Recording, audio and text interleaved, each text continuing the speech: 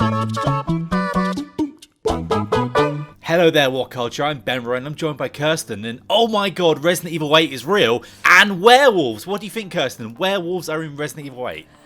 Do you know what? Werewolves is the only thing that I'm kind of angry about. But everything else, I'm just like, what is happening? Like, it took me a good, honestly, I watched it and I was just sort of like, what even is this? And it was like, his story comes to an end and all this sort of stuff. So I'm sat there watching it and I'm trying to figure it out. And honestly, I just didn't even click for ages. And then the village came up. I was like, village? Are we supposed to know what this is? And then it just disappeared and I saw the 8 and I was like, no. And then I was like, honestly, my mouth just like hit the floor. I was like for 5 minutes just not moving. And my partner was like, are you okay? I was just like, it's actually, this is it. Okay, right. And then I was like, right, okay, I need to go back and watch this now. Because I just wasn't even properly paying attention. I just kind of writ it off. I was like, okay, this is weird. It was like, I thought it was some sort of Van Helsing simulator or something. Yeah, I was busy trying to, get some tweets out there, just be snarky, like, I don't even know what this is. Yeah. And then I think people are ahead of me because I started receiving Resident Evil 8. I was like, what? And then I noticed the Umbrella logo and I started to freak. I was like, oh, this is actually it. But I want to get into why you're disappointed about werewolves quickly. Well, I think it's just because for me, Resident Evil it's zombies and it's like, it's viruses and infections and stuff. And I guess you can kind of say that a werewolf is like a type of infection or something, but it just, for me, it just doesn't fit. It doesn't feel Resident Evil. And I think that's why it threw me off, is because I was seeing like this sort of, like I said, it was like a very Van Helsing kind of vibe to me, which is honestly what I thought it was. I thought it was going to be some sort of first person sort of monster hunter kind of thing where you go around chasing vampires and werewolves and all this sort of stuff.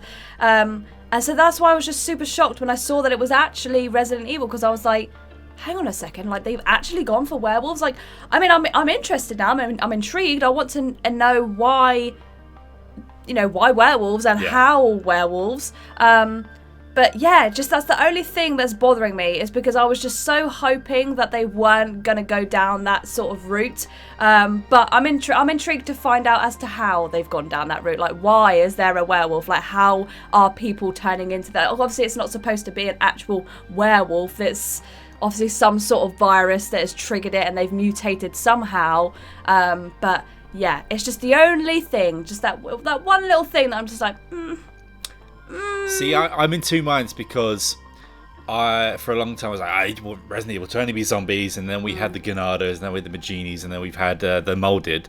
But as long as it keeps to the fact that this is a scientific experiment, which I think it is, and I think they're going to work in the whole theory of werewolves and like folklore into this, where this is blatantly, like, the mansion we've seen is blatantly going to be another cover-up for an Umbrella facility, and that has been long gone, most probably. The werewolf virus, or however I'm going to call it the W virus for now, has caused this werewolf I won't say epidemic, because I don't think there's going to be billions of them, but this is going to be this village that you go through, that Ethan goes through, is probably going to be like, had been tormented by these werewolves for years, and this is a good time to the fact that, well, actually, no, Umbrella just invented a different type of monster, because at this point we've had everything from giant-sized goopity-goop things all the way down to the smallest little creatures. So I'm fine with this, even though we've had big giant bug things, but I think there's gonna be a nice touch here, tying up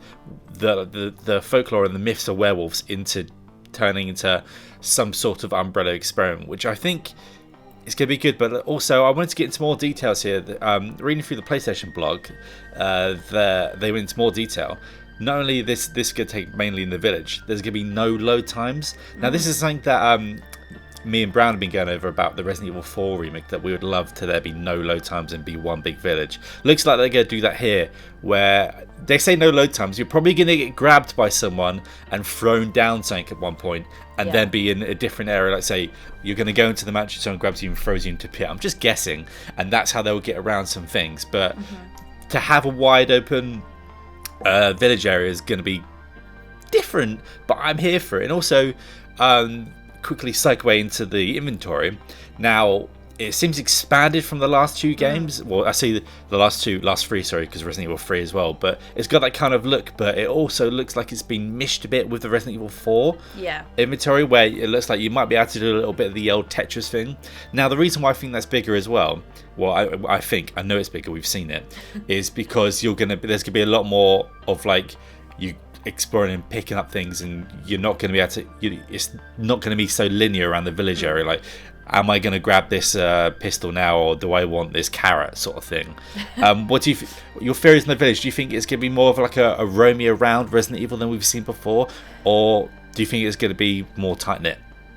Yeah, it definitely seems like they are allowing a larger scale for you to explore, because it does look huge. But yeah, it's just kind of trying to create that illusion, and if it is still going to be kind of like. On rails in a way where you've like, it is a large area, but you still have to go to a specific place. So yeah, I am intrigued, and I must admit, after watching it back a few times now, the trailer is definitely giving me Resi 4 vibes. So it'll be interesting to see whereabouts this actually takes place, and if it is in a similar area as Resident Evil 4, which also obviously took place in a village.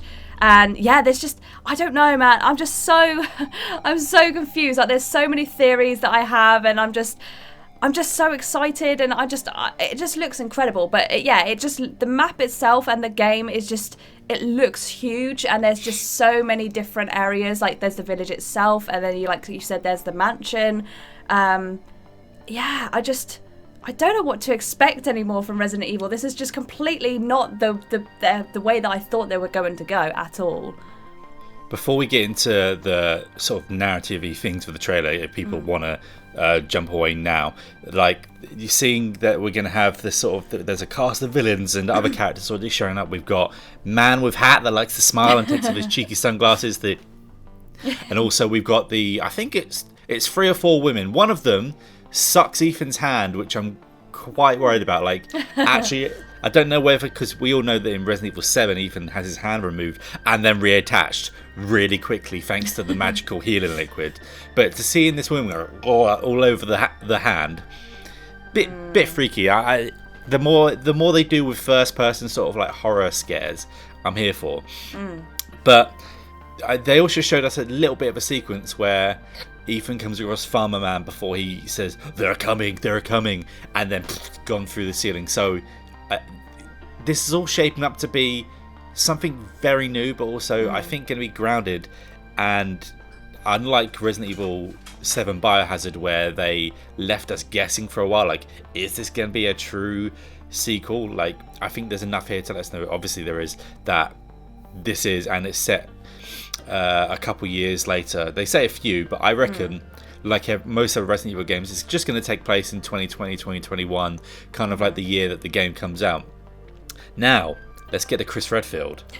Chris Redfield has not only put a few more pounds back on since we last saw him in 7, Choppy Chris. Though maybe he looked at his old outings like, I need a bit more of a rounder face than I did before. And I'm here for it. This Chris already looks better than Chris from 7. Like, I'm never going to go, I hate this, I'm just never going to play it. Because, like, it's Capcom's vision for their characters, but I'm glad they're bringing it more back in line to what our Chris, we have ownership over him, looks like. But straight away, Chris comes in, I'm sorry, Ethan, and fills Mia's face full of lead. Yeah. Now, I don't know how far into the game this is going to be. I'm pretty sure this is probably going to be early on, and who knows, in the magical world of viruses, this may not be the real Mia, this may be Mia coming back later, but in my heart of hearts, I think Mia's going to be pretty much exterminated from here, and this is I'm sorry, I'm not going along here, but this is Chris along with Blue Umbrella.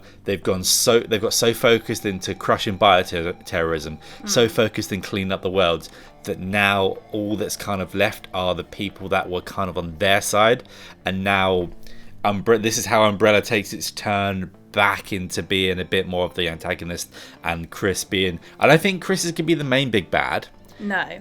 But I think we're going to get a bit where towards the end Chris is torn between some things and sees the light.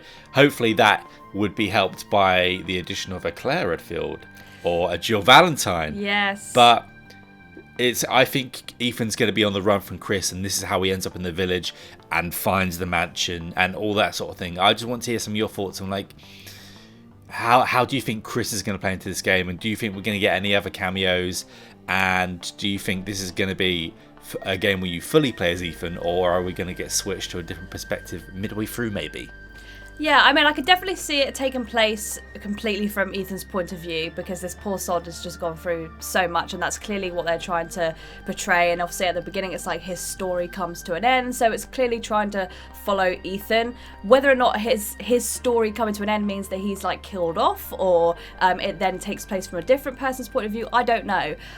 With old chubby Chris, I don't feel like Chris as a character would do something purposely bad. He's got such a good moral compass that I feel that if he's doing something that's bad and becoming like the antagonist, it's because he's either been brainwashed into doing so, or there's just something not quite right about him in this. And the fact that he does say, oh, sorry, Ethan, like he knows that what he's doing is like controversial, it's not good, and that's what's making me think that he's either been forced to do this, or maybe Mia isn't 100% herself, and with like the village and with like Resident Evil 4, that's what's making me think that maybe the zombies or the infected people in this are possibly being brainwashed very similarly to how they were in Resi 4. And perhaps he thinks that Mia, because she was infected before, is still possibly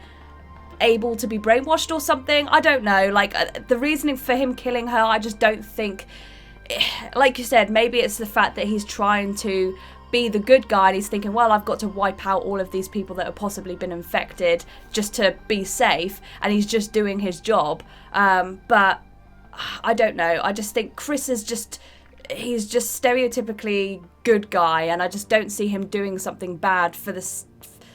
I don't know. I feel like there's something else there. I feel like there's someone over his shoulder that's telling him, you have to do this. It's you know, for the greater good or something, and that's why he's so remorseful to Ethan. But yeah, it'd be interesting. And if Jill or Claire come into play, that would be amazing. I can definitely see Chris going down a dark route and then having some sort of cameo from like Jill or Claire coming into it and being like, right, I've got to save him, you know, I've got to turn his mind around at the last minute or something. That would be amazing. But whether or not that actually happens, I don't know.